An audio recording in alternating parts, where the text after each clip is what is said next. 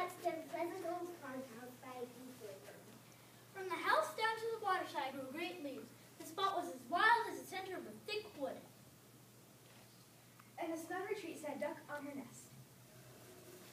She was beginning to get tired of her task. For the little ones were a long time coming out of their shells, and she seldom had any visitors. The other ducks liked much better to swim about on the water than to climb the slippery banks and sit under leaf to gossip with her. Finally, one shell cracked. Cheep, cheep. And another. Beep, beep. Quack, quack.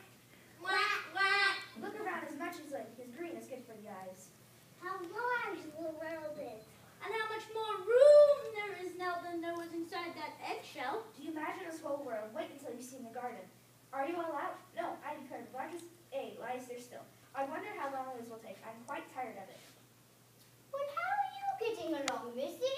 One egg has not hatched yet. It will not break. But just look at the others. Aren't they not the prettiest little ducklings you ever saw? Let me see the egg that will not break. I have no doubt it's a turkey's egg. I was persuaded to hatch them once. After all, my care and trouble with the young ones. They were afraid of the water. I quacked and clucked, but it was all to no purpose. I could not get them to venture. Let me see the egg that will not break.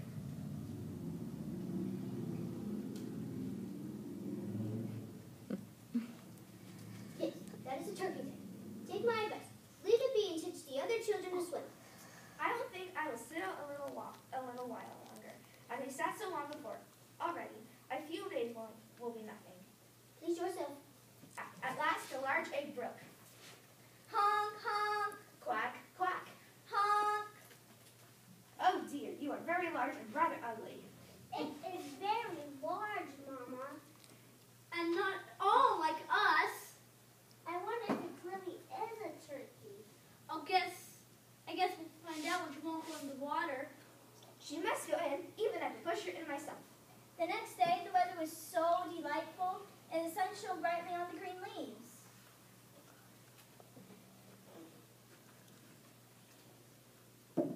Mama took us down to the water, and we all jumped in with a splash. Sploosh, honk, honk, Splash! splash, quack, honk, quack, quack, shh, honk, honk. The water closed over my little ones' heads. Boy came up again in an instant. And we swam quite prettily with her legs paddling under us. Even I swam perfectly. Oh, she is not a turkey. Look how well she uses her legs and how upright she holds herself. She is my own child, and she is not quite very ugly after all. Quack, quack, come with me now, children. I will take you to grand society. You must bow your heads to old duck yonder. She's the highest born of them all. Therefore, she's well off. Do you see how she has a red coat?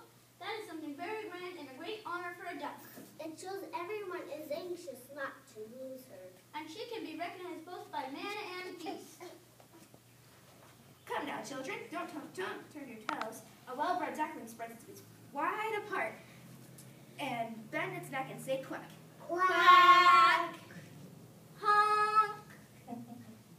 Look, here comes another brood, as if there wasn't enough of us here already. And what a queer-looking object one of them is. We don't want her here!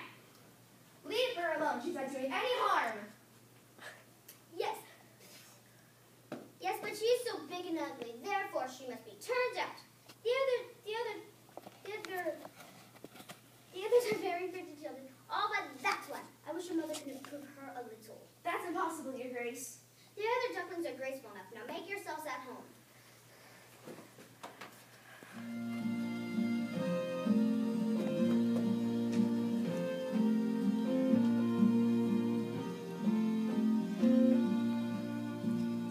Oh, give us some space,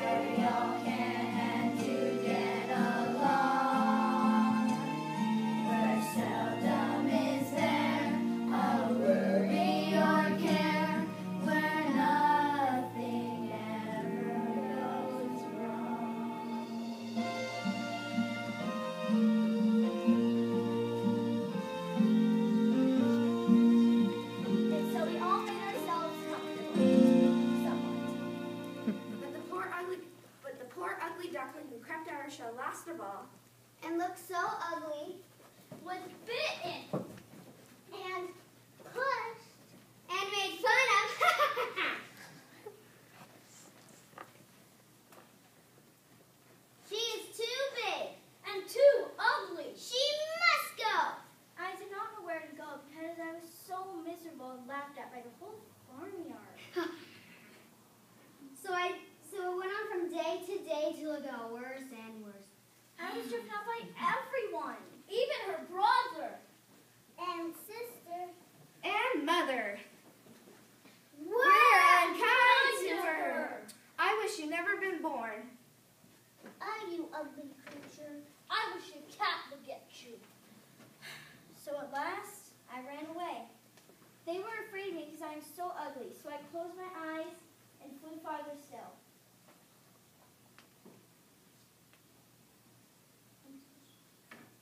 Until she came out into a large moor.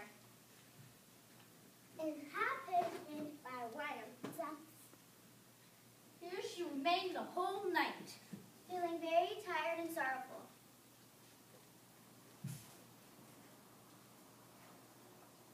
Early the next morning, when the wild ducks rose in the air. We stared at our new comrade. What sort of duck are you? I bowed to them. I was polite as I could be, but I didn't reply to their question.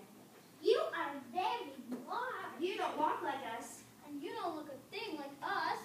Poor thing. All I wanted was permission to lie among the rushes and drink from some of the water on the moor. Quack, quack, quack, quack, quack, quack, quack, quack, quack, quack, quack, quack, quack, quack. How they terrified me! She turned away her head. She tried to hide it under her wing.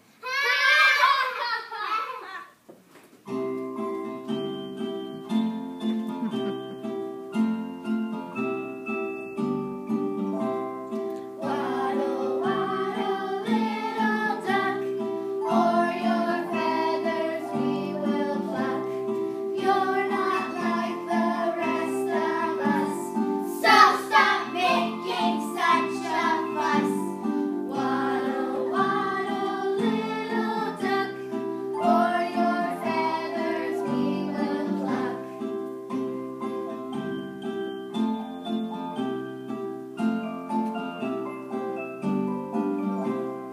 You don't scare me. Yes, we do.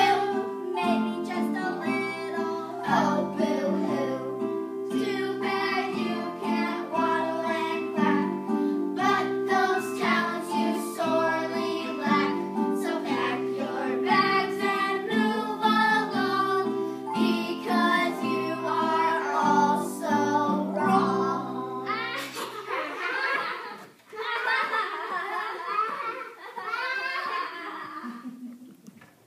It was late in the day before all became quiet.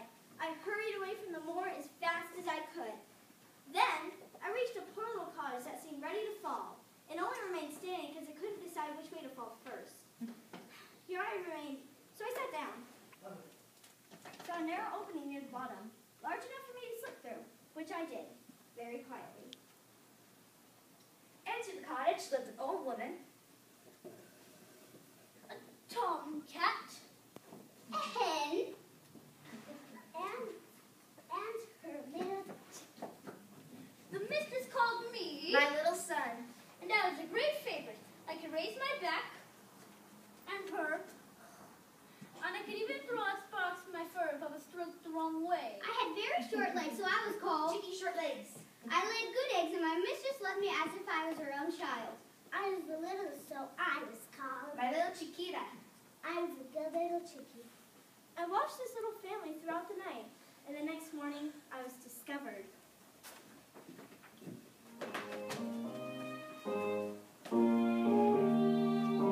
The little chickie saw first, and then the hen soon after. The cat was quick upon their tails. And then came Maggie's laughter.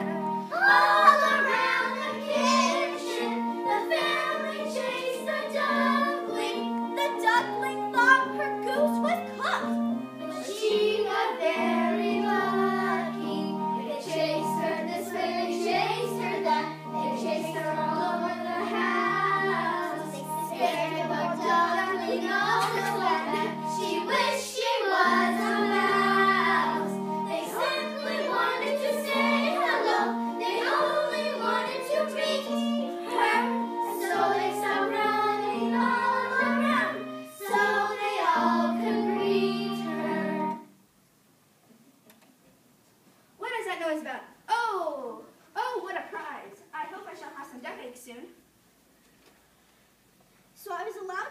trial for 3 weeks, but of course, there were no eggs.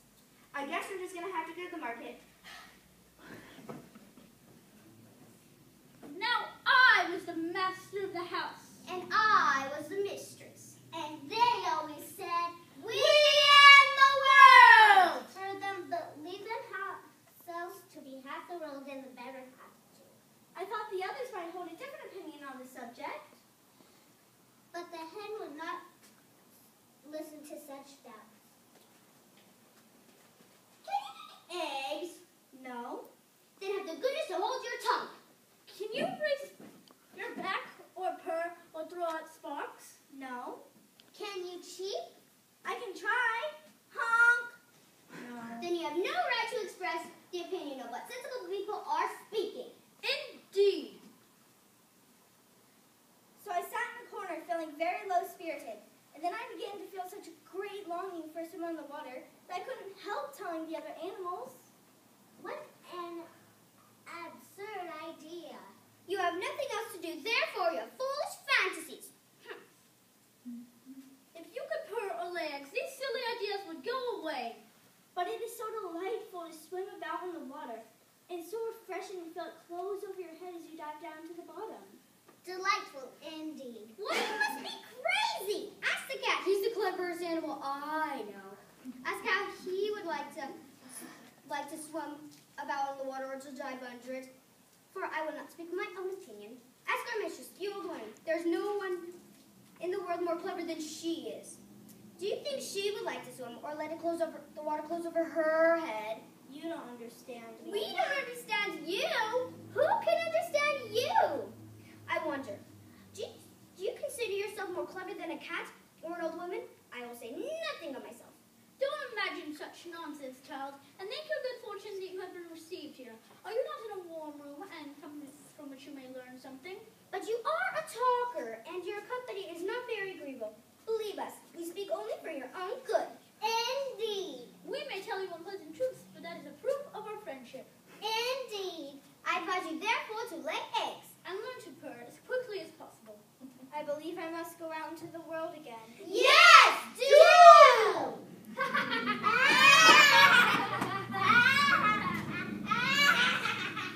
So I left the cottage and soon found water on which I could swim and dive.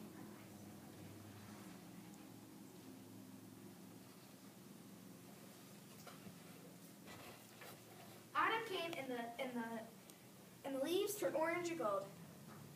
Then as winter approached, the wind caught the leaves as they fell and whirled in the cold air. The clouds headed with hail and snowflakes hung low in the sky. All this was very sad for me. One evening, there came a large flock of beautiful birds out of the bushes. I had never seen any like them before. They were swans. And they curved their gracefulness. And their soft plumage shone off with their dazzling whiteness. They uttered a single cry. Honk! And spread their glorious wings. And flew away from those cold regions. To warmer countries across the sea. They flew higher and higher in the air. And I felt a strange sensation as I watched them. I whirled myself in the water like a wheel, stretched out my neck towards them, and uttered a cry so strange it frightened myself. Honk! I didn't know the names of these birds, but I wished to be as lovely as they. The winter grew colder and colder. I had to swim about in the water to keep it from freezing. But every night, the space on which I swam became smaller and smaller. Soon, I became so exhausted that I lay still, helpless, frozen, fast in the ice. Early the next morning, I was passing by and saw what had happened. I broke the ice in pieces with my wooden shoe and took the duckling home to my wife. The warmth revived the poor little creatures. But when we wanted to play with them, I thought they were trying to do me some harm. so she started up in terror, fluttered into the milk pan, and splashed water all about the room. I clapped my hands, but still frightened her still more. She flew first into the butter cask, then into the meal tub, alive again. What a condition she was in. I screamed, "Get out of here!" and struck at her. We laughed and screamed.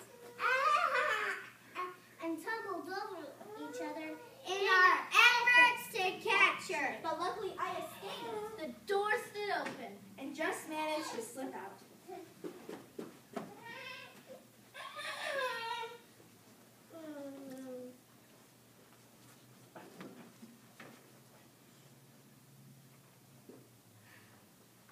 I was quite exhausted and I lay down in the newly fallen snow. Whew.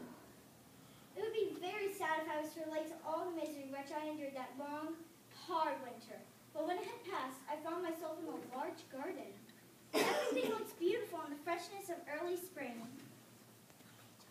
From a thicket close by came two beautiful white swans. Rustling their feathers and swimming lightly over the smooth water. I remembered the lovely birds and felt